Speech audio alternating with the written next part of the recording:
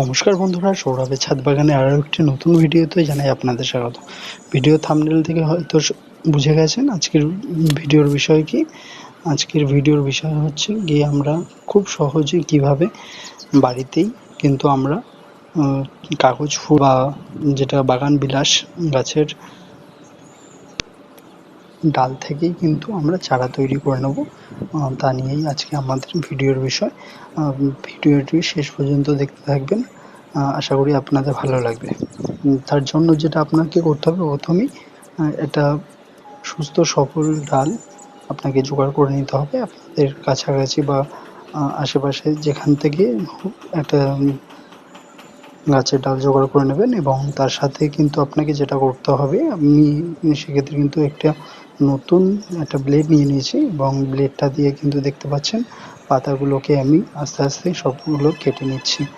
এবং দেখতে পাচ্ছেন কেটে নেওয়ার পরে এরকম যেরকম আমি প্রসেসে, এটা কিন্তু একটা আকাশি রঙের একটা বাগান বিলাস ফুল গাছের ডাল ছিল। আর কাটিংটা কিন্তু দেখে নেবেন, সব থেকে বেটার কিন্তু না দেখে নিলে কিন্তু এটা কিন্তু খুবই প্রবলেমেটিক হবে।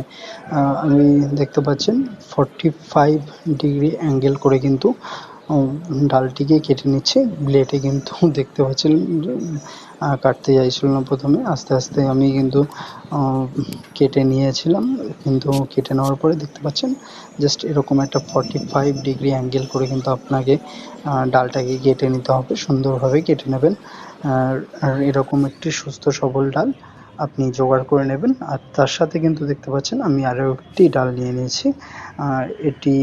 এটিও আমি এরকম ঠিক এরকম যেরকমভাবে আমি এর আগের ডালটিকে কেটে নিয়েছিলাম, সেরকমই 45 ডিগ্রি অ্যাঙ্গেল করে কিন্তু আপনাকে কেটে নিতে হবে।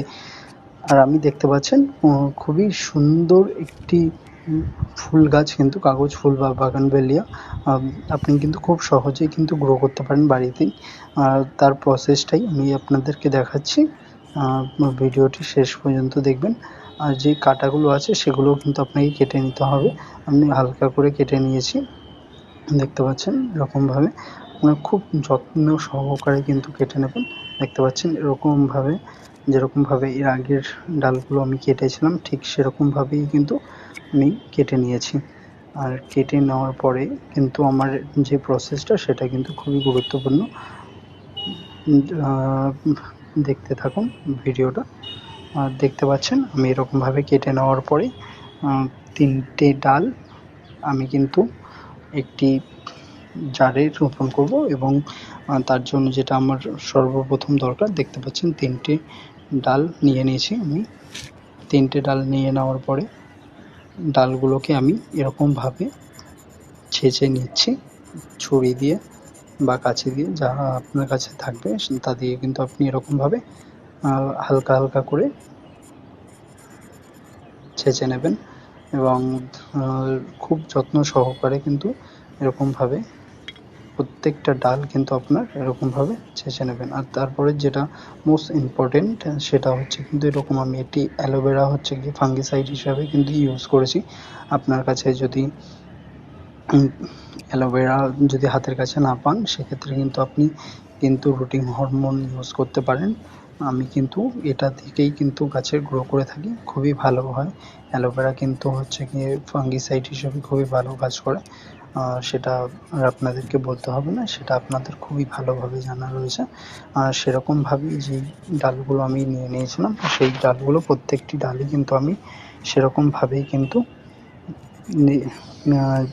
ছেঁচে নেওয়ার পরে কিন্তু আমি অ্যালোভেরা জেলটি কিন্তু তার সাথে নিয়ে নেব।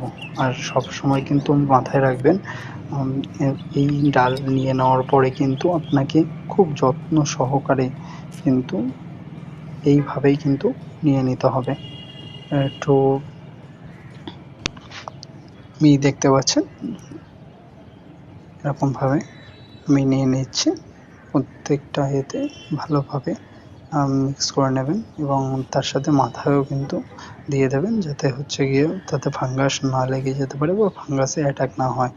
আমি দেখতে পাচ্ছেন এরকম 3টি ডাল নিয়ে নিয়েছি এবং 3টি ডাল নিয়ে নেওয়ার পরেই কিন্তু আমি মাটিটি তৈরি করে নেব। মাটি তৈরি করার ক্ষেত্রে কিন্তু আমি এখানে লিপ কম্পোস্ট ইউজ করছি। লিপ কম্পোস্ট আর তার সাথে দেখতে পাচ্ছেন যেটা ওটা আমার কাঠের গুঁড়ো রয়েছে।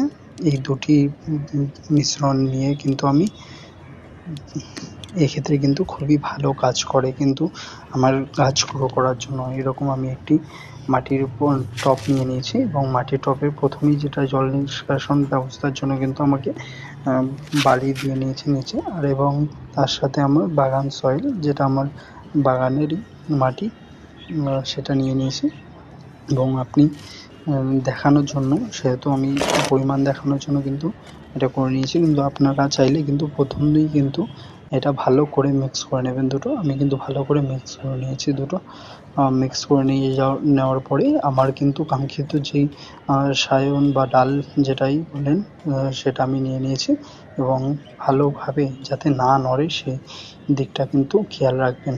সেরকমভাবে আমি কিন্তু নিয়ে নিয়েছি এবং তার সাথেই কিন্তু আমি ওই 3টে ডাল নিয়ে নেওয়ার পরেও কিন্তু আমি এটা যেটা কাজ করেছি সেটা হলো কিন্তু বালিতেও কিন্তু আমি 3টে ডাল দিয়ে নিয়েছিলাম। এক্ষেত্রে দুটো ক্ষেত্রেই কিন্তু ভালোভাবে গ্রো করা যায়।